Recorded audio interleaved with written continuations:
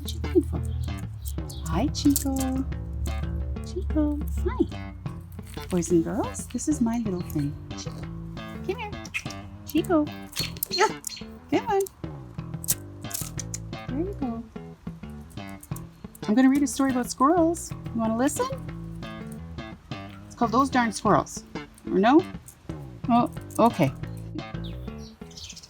Hello, my Storytime friends. It's Gail from my backyard again, and I'm a Storytime girl with the Royal Saskatchewan Museum. It's another beautiful day, and I guess Chico didn't want to listen to the story. You think he'd want, because he's a squirrel and stories about squirrels, but oh well, he's got a mind of his own. So he went off, I think, to bury some more of the peanuts that I feed him. Anyway, today's story, you guessed it, it's about squirrels. Those darn squirrels. And it's written by Adam Rubin, and the pictures are by Daniel Salmiera. In fact, there's another story that they've written. It's called Dragons Love Tacos. And that's a fun story too. And well, let's get started. Those darn squirrels.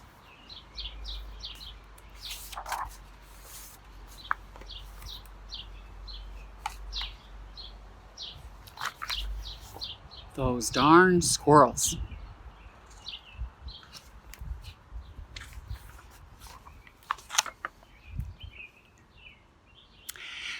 Out on the skirts of town, at the edge of the forest, there was a little old house. The only thing older than that little house was the man who lived in it. Old Man Fookwire.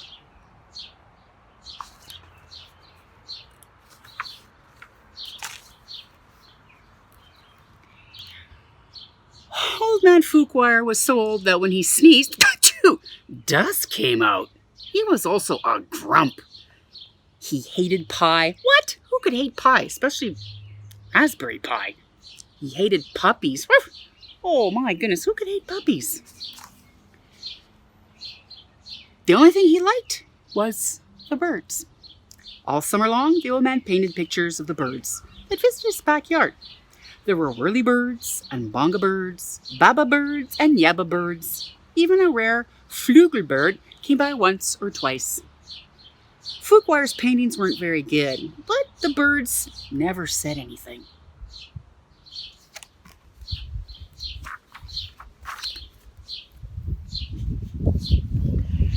When the air turned crisp and the leaves began to change, the old man grew sad.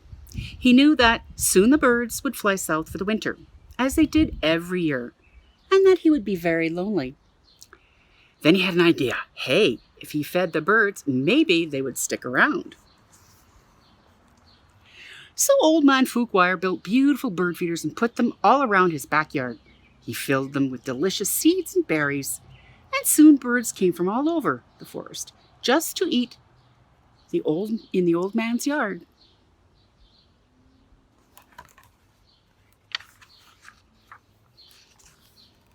But the birds weren't the only ones who liked the bird feeders. The squirrels did too. Not many people know this, but squirrels are the cleverest, I know they are, of all the woodland creatures. In fact, they're fuzzy little geniuses. They can make a house out of a tree, a bed out of a bunch of leaves, and a box kite out of twigs, dirt, and squirrel spit. Ew. They are also excellent at math. I was never good at math.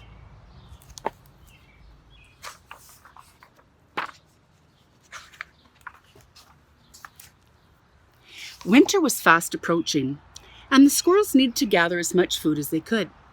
So they decided to take some of the bird food. The birds were not happy. Neither was Old Man Fookwire. When he discovered what happened, he shook his old man fist and yelled, "Those darn squirrels!"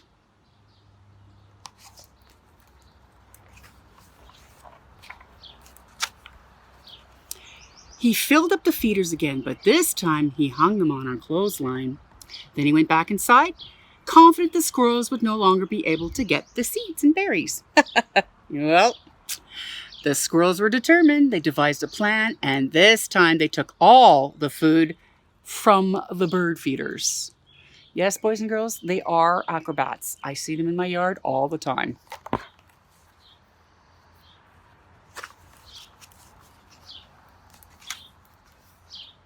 The birds were fierce. Harumph, harumph, harumph, yelled a bonga bird.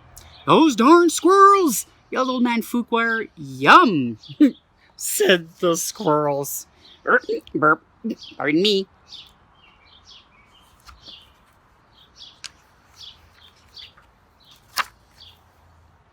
Now it was old man Fookwire's turn to devise a plan.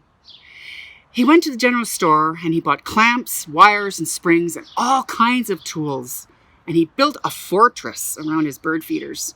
Then he refilled them. Na, na, na, na, na, snorted the Fooglebird.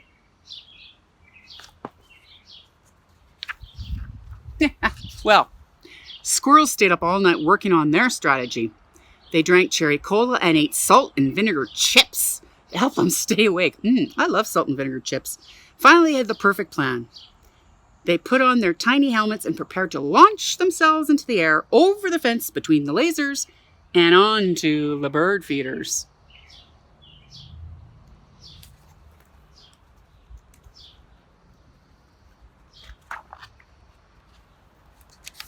The first squirrel misfired and hit a tree. Uh-oh. Second squirrel went too high and landed in a bucket. The third squirrel sailed clear over the house. The birds laughed and laughed. They each had one last delicious mouthful of seeds from the old man's feeders. Then they flew south, just as they did every year. Said the Flugelbird.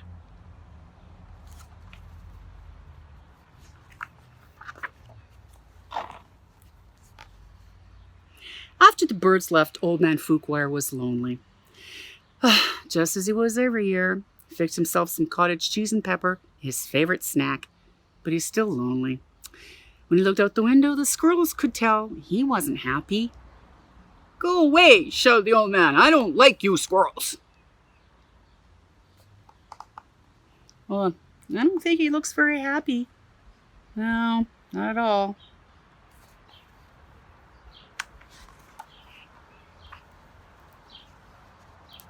The squirrels held a meeting inside the large tree.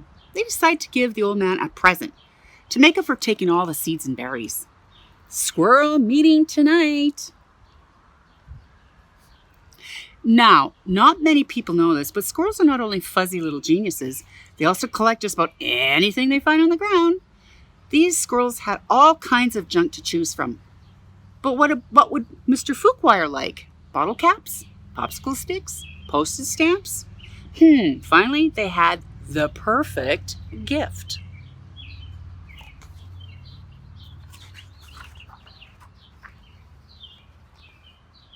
The squirrels stacked all their loose change on his doorstep.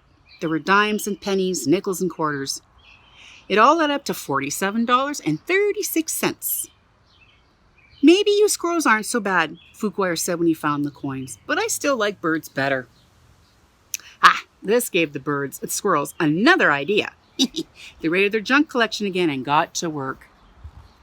Well, when old man Fookwire woke up the next morning, he was amazed to see that the birds had returned. What? But wait, those things weren't birds. They were squirrels in disguise. Great googly moogly, said old man Fookwire. This will make quite a painting. So he ran outside and took down the lasers and the wires and the spring-loaded trapeze. He turned all the bird feeders into squirrel feeders, and then he painted till his brush ran out of bristles.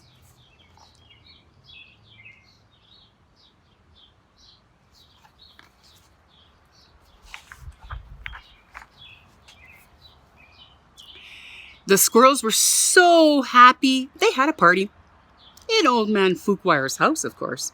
Those darn squirrels, said Fookwire, and he shook his old man's fist and smiled. The end.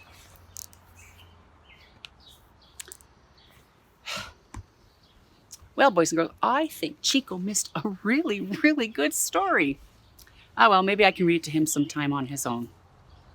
So remember, there's always more great programming on the museum website and Instagram. And stay tuned for my next story time. But remember, there's always magic in the world because it starts right here in your imagination.